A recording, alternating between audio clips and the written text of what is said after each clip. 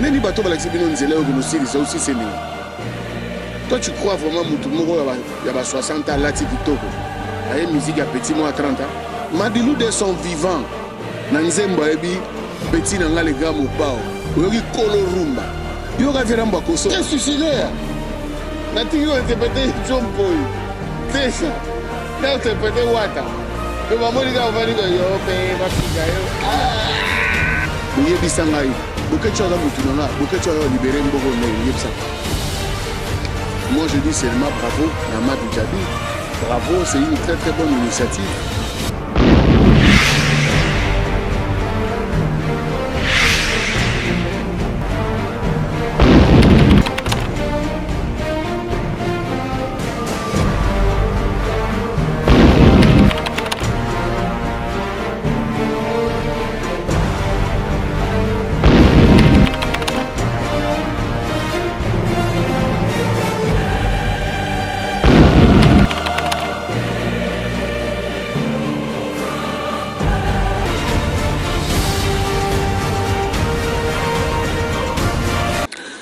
Bon, juste pourquoi l'hyper au moningai n'a pas changé à comboté.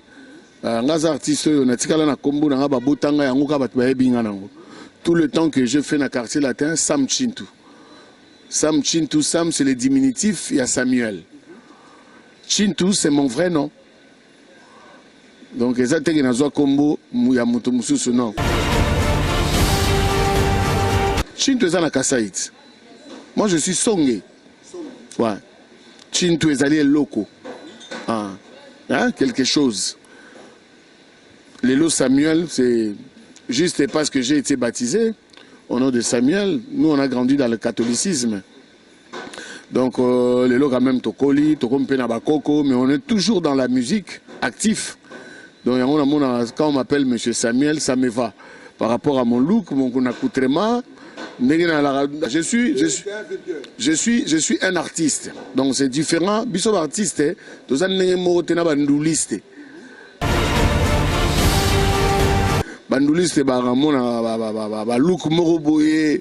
So moni atana so mona ah muto bonenga akomi jaune bampangi boye né tout ça quoi.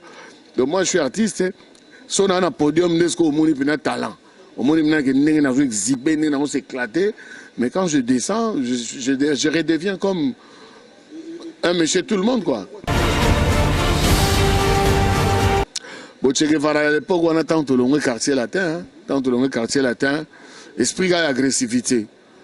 Esprit gars a mouchakalien avec ton style empreinte, tu ne sais même pas feinte gabana. Je te laisse pas le temps de finir, je vais te chienter. Jeunesse et puis, tout le monde a trop de rappeurs na poto. Pitts Bacardi, Jackie Brown, Mystique Caliente, Benji, c'était notre milieu. Hein? Et puis, tu as adopté mon esprit à rappeurs on a à poto, tu as une maison, la même maison de disques. Donc, vraiment, ils arrivent bien, quoi. Non, tu se retrouves qui. Yagi Matanga ya wenge musique a perdaki un de leurs Blaise Combo. Alors tant que tu as robé en retraite de Deyona, et si Kaviera m'a découvert l'orchestre. Amoni minaga ba pechango na imna na besoin na bango yangwana. Polibosa ta robé ta presque na ba master na bato bazaki na presque ba même âge. Ba vie Aladji, ba vie Mas, ba à peu près ba mascotte de Catalas. Amoni na bia Théos ko ba petit nanga. Donc, et tout est parti de là. Suzuki Akei, Willy Boula, les Boukabouya, Moutaliboso Blanchard, Suzuki, les Boukabouya, Willy Bouya, Willy Kabouya, Modogo. Willy Boula, les Boukabouya, Willy Boula. Modogo Baramba, et on a pu rejoindre. Tout est parti et on a ramené ce qu'on devait ramener. Tu as une énergie. Bon, le corps orchestre rango ezalaki ya Virambo. Ezalaki facile. Mais difficulté ezalaki tant au kotisko il faut bando yekola banzembo. Po yaza déjà machine en nzembo. Tokutaki déjà za na album. Tant au kotisko faut yekola mais eza lokolo équipe à football. Tant une équipe à sika zwa tana yo pour comme titulaire. Na zwaki tananga Après, on s'imposa facilement. Bon, ngai moko komi le belelo on a ramené. Tezela. Na lobi ndengwana pourquoi? Déjà bato ba Hollande biso ba yebaki en termes discographiques na ngana quartier latin. Na cha na mwa banzembo, na Chambouyi. Loyer, loyer, loyer. Na magie. Loyer touja muto chi ata touchin tout Samuela ba solo vocal pesebele. Après na ocha Miss Nicole. Ngana kuta Verambo a beta déjà. A sala déjà ba tourner. Mais nzembo na ngana cha liboso mutwashi. Nzembo na to profiter nango pe PDG Mukamba mema biso na to kena obeta na bambushima to kena pe kuna donc c'est-à-dire mais nzembo wana quand même temps to beta yango stade yaki na apothéose quoi. Wabi mutu nyonso alingaka lelo so na ke Goma. Na ko beta banzembo na mais so na beti nzembo mo Swahili. Ba Goma tracé pe ba osepela mingi parce que ba on se retrouver. Balifika bobale, balikwa kuliba chonga.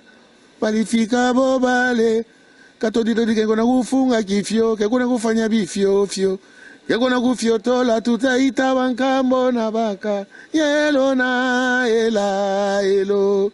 Batoto Goma jambo yenu. En fait, ngai musicalement, na t'identifiera ne kolote. Je suis congolais, na oyemba na Swahili.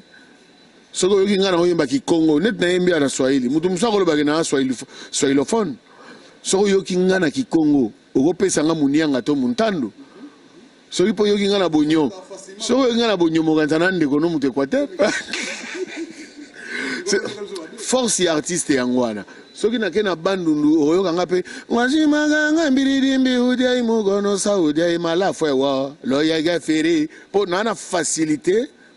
Il y a qu'à capter tonalité, il y a des coloniaux, parce que je suis un citoyen congolais.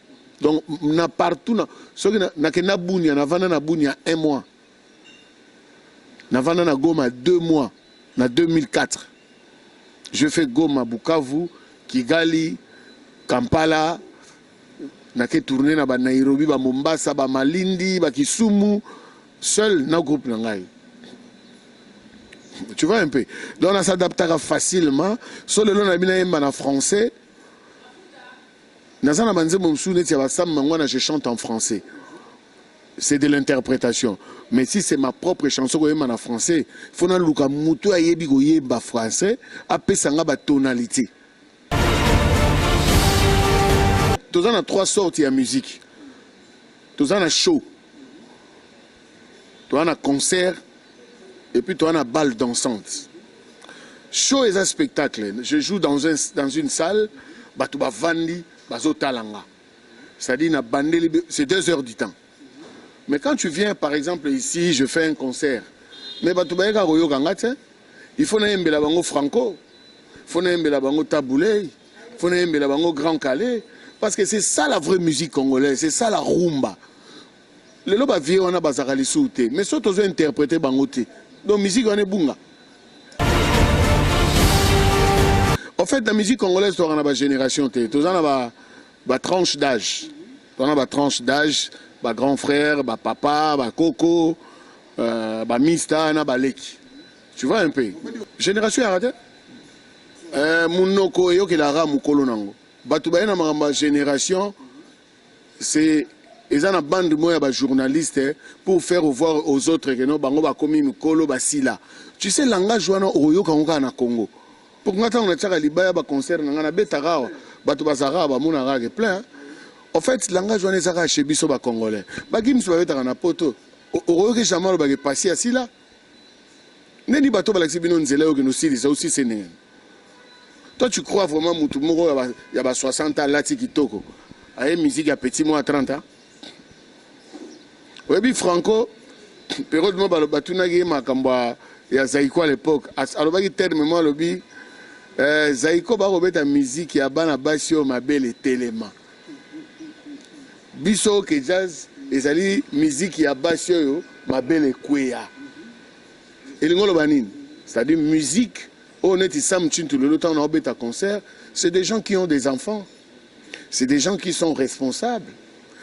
Mais ceux qui ont des jeunes, ils s'en foutent de la vie. Aebika na ke na ça dit moto ya ngomoni nga betaka mingi 2h 3h du temps.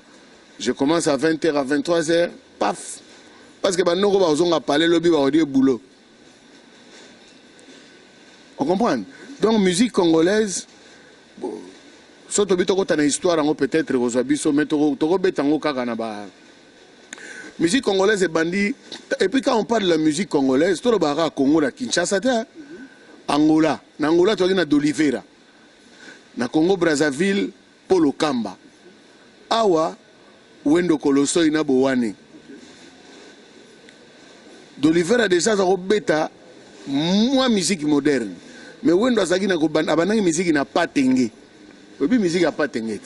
C'est différent na Bonyoma, yoza mute Équateur oyebi. Parce que la musique, il y a orchestre, orchestration. Mouta bandi yango c'est organiser ces Grand Calais. Grand Calais, taboula ya betina Grand Calais, a frisaye na batterie. Mais la musique qu'on joue jusqu'à aujourd'hui, c'est la musique des Zaïko. Mais quand c'est Zaïko Moutou, Kaouka, Merijo, Zaïko a invité musique folklorique et continue à Zaïko. Bazu Mbona ya Odéon, Bazu Maracas ya Linzanza. Parce que so Olandi bavie OK jazz. Bako be taper ba Maracas. Na gogi koko fasosi pona yo diase tina nini na bomba o. Bango tu bavie Joski na ba. Mais Maracas na wa beta. Eza biloko ya ba o ba saila ba ba benga ngo ba nini. Ba sa ngona ba forme ba kicho ba bloko. Mais Zaïko tant ba invité au dernier côté na Zaïko Linzanza sko ba chaba ba maike et y a la sonorité mususu animation danse vous voyez ça lelo animation na danse c'était mais pour dire vrai culture congolaise et baby penan entrer à Fidèle mais zaki Afdel c'est-à-dire entrer à Afdel, ces gens-là, ils sont venus avec un objectif, détruire le Congo. Et dans un pays, quand on détruit déjà sa culture, bah détruire l'Union. Mais je te dis, maintenant, Afdel n'est au monde ministre dans un concert. À l'époque, on bouti au monde ministre dans un concert. Qu'est-ce que c'est l'autre? Tout le monde a un gouverneur dans un concert, ministre à quel concert? Non, il n'est pas comme moi. Il est devenu ministre. Si je deviens aujourd'hui ministre, tu ne me verras pas n'importe où. Je vous assure, mais il ne va pas danser n'importe où. Ministre n'a pas concert, ministre a tel impact les sambongo. Mais ça, c'est de l'inconscience. C'est-à-dire sentir que l'humanisme a déserté dans un corps. C'est-à-dire que l'humanisme est déserté dans un autre. Il ne sait plus qu'est-ce qu'il est. Ministre Renobina. J'ai un ami, dans le temps à Komona, à sa autorité. Jour de bonne année, à Bengingaï, de bonne année 2012, à 2013. C'est que vous avez un palais. Le 1er décembre 2013. Le 1er janvier 2013. Ah bien, nous avons pas père. Tu n'es pas retard à papa naïe. Tant que tu n'es pas na bango, père na bango et bisinga bi pap Sam. Mais ton ami c'est un directeur qui danse. Abi mes petits, na époque ya Mobutu ba seneri ba okanga o photo longo musala pe bakangi yo. Il y avait quand même de l'autorité, commissaire d'État. Au monde il est wat. Au monde commissaire d'État, le ba ta mususu asa papa ya master na yo, so boko ça ba devoir. Mais le pour mon ministre, tu vois là où culture est koufi. Voilà, un pouvoir discrétionnel, il y a chef de l'État. Ça ne se justifie pas. Il n'y a pas de débat sur ça. D'autant que le chef de l'État, le Bimoutouana, va payer passeport diplomatique. Donc, net Moutouana, on a un débat et arrêté. Non, ça c'est le pouvoir. Chef de l'État n'a pas se justifié. C'est ça qui fait le pouvoir et la langue. Donc, tous les Kanamsons, totika l'homme de la ria loba. Au moins, il que ce toqué un débat à bateau, débat ça à la balaba. Comme c'est le pouvoir discrétionnel à chef de l'État, il nomme Gabana aujourd'hui, Nini. Attends, yo lobby, et ça va pas changer. Il crée des bancs à bateau, bah ça va inconscient, bateau va yébina bango, bah pouvoir ou en à chef de l'État. Vous avez bateau va y débat, ça va mercenaire, va mercenaire, bah journaliste internet. Ça dit bah ça va li kambo, ça n'a 2 mois. Pour YouTube, mais on a relais sur YouTube, donc passons à autre chose. Mais le souci, c'est que nous avons une industrie musicale. Nous avons une industrie musicale et puis nous avons un vrai ministre de la culture, politique culturelle. En tout cas, nous avons un doute sur la compétence. Ça, vraiment, je dois être sincère. Politique culturelle, les actes, qu'est-ce qu'il a déjà réalisé? Elle a déjà réalisé. Depuis qu'elle est là. Non, mais c'est pas elle. Tu sais, la rumba, aujourd'hui, patrimoine immatériel, il y a des gens au Moussouba Koufa, au Babunda pour Rumbe Komawana. Mais Bato Baza en vie, ministre, n'a rien à voir. Et ça va devoir, professeur Yoka. Basé belé, hein. Ils font partie de la commission. Musicien caractère. Et puis c'est quelle rumba dans France 24, la dame qui disait que non, c'est la rumba de Calais, c'est la rumba de... Parce que la rumba en fait est Outawa. Rumba est Outawa na Congo. Mais Congo est Congo Kinshasa. Congo est Congo Angola. Donc Congo est Congo d'Antotila quoi. Dans l'histoire, Congo d'Antotila. Donc Congo d'Antotila, les alliés Gabon, les alliés Angola, les alliés Congo Brazzaville, les alliés Bissau. Et les grands rois Azagina Mbanza Congo. Si les lots sont aux Cameroun qui Mbanza Congo, au monde a un trône, temple, une place les grands rois. Donc Bissau doit vivre déjà dans le fédéralisme. Oh, le dominé le baïgo la maram touche Bissau. Mais Bissau monte la démocratie, tout ça on maîtrise en route. Mais tu sais la musique la plus difficile, les interprétations. Il y a des gens qui ont interprété Nzembo Sam Mangwana. Pourquoi Sam Mangwana va pomba la racha dojo à musique? Bate bele baganga ka ngai ni ngai so neni. So la neli ebe mona ne sentir jaune na rumba. Ba Madilu de son vivant.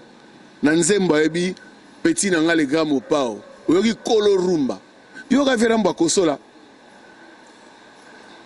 Tenatuni yo ka kosola. Est-ce que répondra que pas ébique on a 12e dan. On a mettre pas à rumba. N'est-ce pas bien? C'est-à-dire, je peux la massacrer. Mais il faut respecter. Il faut respecter. On interpréter John Poy. On interpréter Tessa Zitani. On interpréter Ndombe Petum. On interprété Pépé Calais. Et c'est impossible. La génération, il ne faut pas interpréter. On a interprété la génération à l'icolo. Je ne peux pas. C'est criminel, c'est suicidaire. On a interprété jeune, c'est suicidaire. Non, cela ne dit pas que Naïbi Banze Mouna Bangote Naïbi. Nous avons un concert, moi, Fali, na matina podium, tout déchaîner Naïbi Nze Moné Morobo. Nous avons un concert, il y a le padre. Mais de moi-même, dans le concert, il y a X ou Y, c'est suicidaire. Très suicidaire. Nous avons interprété John Poy. C'est ça. Nous avons interprété Wata.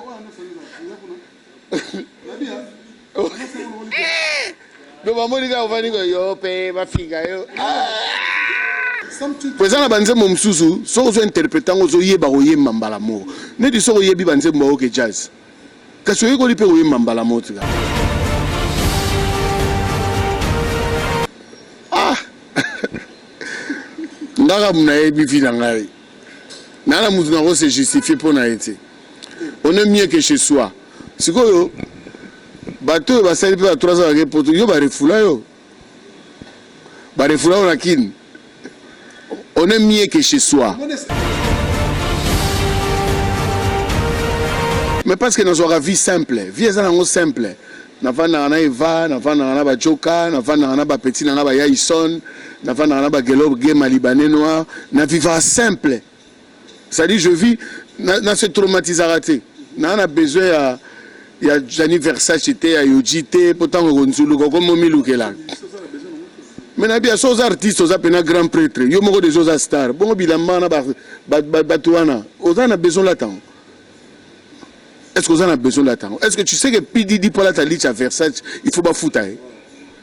Parce que yo zo ba star la talicha Versace aux présentant. Tu fais le contraire. Et puis biso za panafricain, esprit pena ba Thomas Sankara. Nga pena ba boule nga yango wana. Donc nango ya teke na bano kumiselo lich moko boye mbati moko boye eloko moko boye non. Tant que se plaindre mboke zo bongate ba impérialiste, mais c'est tous ces entreprises là qui nous tuent. Ozo wela ga iPhone à danger. Joana comment est milliardaire wana. Mais bango doit bo mabande ko na mso na est. Deux ans na bango mso to kumisa ngote. Donc ngala na kin na rozo tata er mo ko tengelinga mais so na besio mo comprendre ga que te o mente. Combattant et bazaba inconscient. Au moins temps aux autres baguettes libérer mboka wana. Mais vous habitez chez les impérialistes. Bazo futa bino ba mangoya, bazo futa bino ba biloko ba futa rabatu wana. Ce que yo ya libérer on est. Mboko yo zo vanda. Bango mutu bango bom Afrique. Donc ce libérer ngo banda ko bundisa bango kuna. Ko bundisa bande ko na hôtel. Qu'est-ce que les musiciens ont à voir? Pour l'indépendance, ba grand calé ba genaki ba yembi. Indépendance tchacha. Osomona. Makamunyo so benga ba artiste ba ya ko soutenir. Les artistes viennent. Mais qu'est-ce que les artistes ont à voir? L'artiste ba osala misala na bango. Tout ça la musala na biso, c'est-à-dire bino moko bokomi binemi ya bandeko. Omoni ndenge mundela ebo sakana na moni Alpha Blondy émission moko ba combattre ba partager yango oya lobaki na nini. Mais alobi na bino clair donc Alpha Blondy alobi si vous les combattants vous êtes d'accord nae alors laissez le musicien faire leur métier. Bino mboka on a to ya ko libérer on est pour libérer na mafinga Roger le combattant Mr Langait to koline na kin aye Miguel akuti biso pe déjà to zaranaka ta Miguel vous comprenez après bino ça ma mpona ko énerver bato il faut to vendre to pesa ba argument boye bisanga boke choza mutu nanga boke choza libérer mboko ne yebisanga aya l'hélicoptère voilà alors a louer bateau coup de l'espoir beto betra masolo ana sous ya ba combattant c'est comme si tozo pest bite beba mais ce quoi le bir a réveillé bangawat comme on a falanga ça na falanga alors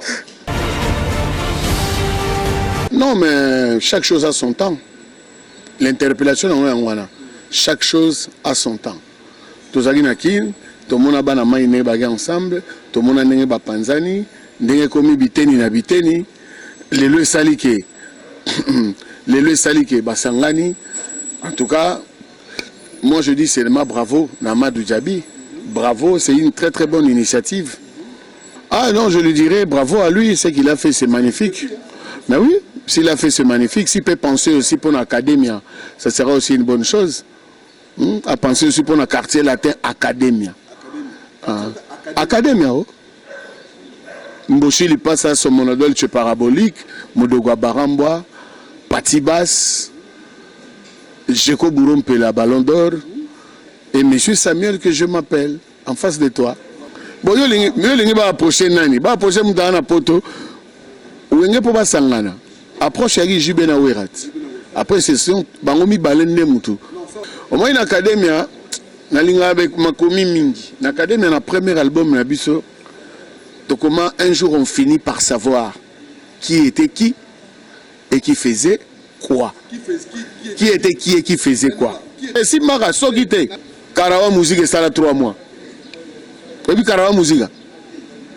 Oui bien on hein. Karawa Musique ba longue pas na viva la musique espérant bipoli j'adore les Cambodgiens. Voilà ça là 3 mois. Est-ce que Trioma Jessie et ça non ga inane. Pourquoi c'est musique qui ça c'est ça 6 mois? Car la musique ça là 3 mois, académie ça là pour 2 ans ndam. Donc on va te béler bazo ça la critique. Mais ce qui est beau, comme on a dit, le gars qui bien on a maramona tout, comme on a JB, Wera, Blaise, Adolphe, Alain, Didier Massela. On a bango ensemble, comme on a sur Robert Nkokota. Qui tourne makasi. On a l'ultimatum. Ultimatum, ça te rappelle quoi? Ah, on a trophée. Trophée pour Miss Nicole Pena, on a changa et Tombolanga. On a l'ultimatum, on a travaillé sur dur.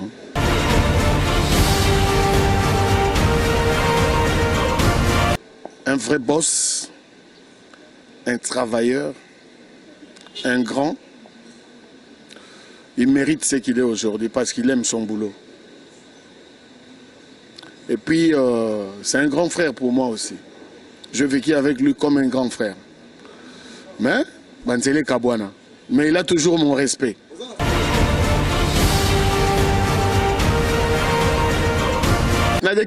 Parce que je vécu avec lui, je connais la personne. Je sais combien il aime son boulot. Mais l'artiste, je me décrire parce que je n'ai rien à TV. JB, c'est quelqu'un qui a la détermination. Tout ce qu'il est en train de réaliser aujourd'hui, on parlait ça déjà à l'école. Nachik. Ah. Déjà, donc, à ta rôle, un jour ministre, tout ce qu'il a dit à réaliser. Vraiment, non, je l'admire. Naloba en opé déjà. Ngana débat na te. Ngai pona ngai Wera phénomène. Personne n'a accordé la chance à Wera. Tant que c'est séparé. Mais ngana ebega osa makambo ya salaki. Naloba ngo na lempela. Makambo na lo balempela témoin. Na yebisaka lempela un jour na oza bourreau lempela bina ngai prise wengezo kabwana. Ayebi masolo to sola inaye. Wera phénomène.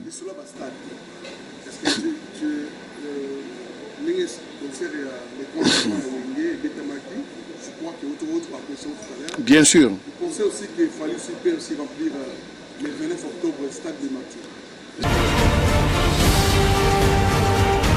Pourquoi pas? Tout est possible à celui qui croit. Tout est possible à celui qui croit. Il a des tubes. Il a des tubes. Maintenant, c'est à vous aussi, les journalistes, de l'aider, de communiquer. Il faut tous couper ça. Il fallait remettre le 29. Comme on a soutenu Wenge, il faut soutenir le concert à Fali. Tout ce qui a polémique. Ceux qui sont artistes, il faut soutenir. Parce que ça la théo bango ba beta qui ngana obeta ko sal on tolongola ka makambuana. Déjà c'est 80 000 places, ça c'est déjà 40 000 places. Kaso sur a battu. Prière banana on. Mais na DT. Yo so sali 1 million de vues sur YouTube, ngana sali 3 000 vues. Biso tout on a plus réel. A réussir production na marketing gaza na équipe mo gaza na arsenal ya équipe na bi ke ba di badia tabazawana. Fiston coloqué, baza moi belé pemeni na ye, coaching ozala bien et puis et là il faut éviter polémique. Tous un objectif. Tolongo la polémique si. Moi vraiment j'insiste à ce que batbalongo la polémique et ça n'aura musique. Et ça bitumbate ça n'aura musique. Vous comprenez? Tout est éphémère dans ce monde. En tout cas, pour l'Est, moi je connais les coins. Dans les cas Beni, dans les cas Butembo, dans les cas Mungwalo, dans les cas Bunia, dans mon un peu risque ni à côté kuna. Vraiment bas à la fort. Je pense que le chef de l'État et son gouvernement, bazo sala makasi, toujours croire quand on a le chef de l'État, n'enga le na Bukavu que, toujours croire quand on a le chef de l'État, n'enga le na Bukavu que. En tout cas, il va faire de son mieux pour Kimia et Zongakuna na Est. Et puis, na yebike, chaque chose à son temps. Ngongango et Banigo Kokana, moni ba telemenagi Monesco. Moi, je ne suis pas pour la violence, mais je crois que c'est une bonne chose. Même à Kinshasa, nous devons mettre, même à Anakin, il faut tout ça Monesco dehors. Parce que ce que moni bangola et vanda kimia pour bengana ki Monusco. Quand la Monusco dit que baza incapable il y a éradiquer ba groupe armé donc baza complice. Pas plus tard que 2 jours na Hollande président Joseph Kabila. Na la conférence de presse à Lobike. Tout le Monusco depuis que vous êtes là. Groupe armé Nini Boéradika. Chef de l'État, à l'époque où Kabila, Joseph Kabila, président de Nini, Niet. Mais ils sont là pourquoi?